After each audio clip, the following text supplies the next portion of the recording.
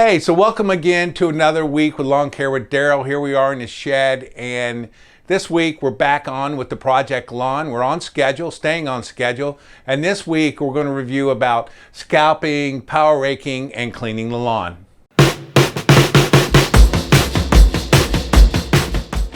So first of all, we scalped it really low with a mower. We did not use a push mower, and we did not rent the power rake. What I opted to do was I purchased a pull behind dethatcher to put behind a riding lawnmower. The yard's large enough that it really warrants kind of doing some of the larger equipment. And actually buying the dethatcher, the pull behind dethatcher, was around $100 at the big box store, and it's about what a daily rental runs on the power rake. Now, I know you can save some money on a 4-hour rental or by the hour, but I usually rent by the day. I don't have to be rushed. Go in the morning, get it, use it, take it back. It's only a few dollars more and just have the whole day.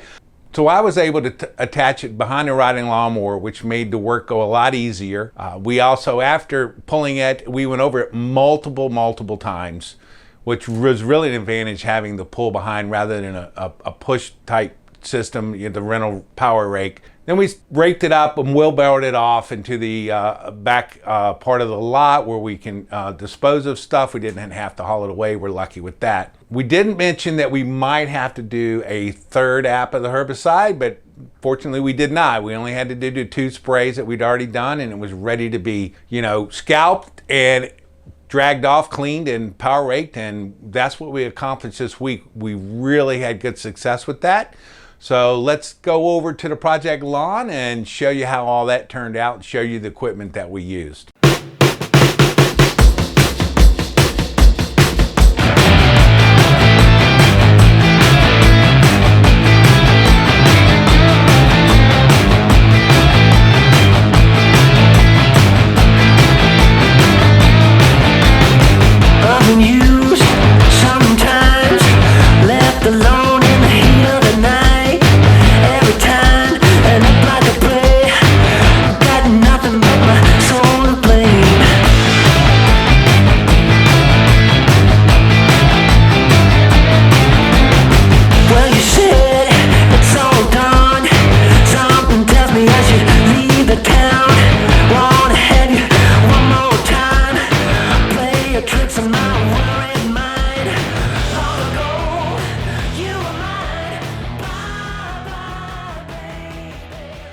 So there you have it. We've really got the lawn going pretty well.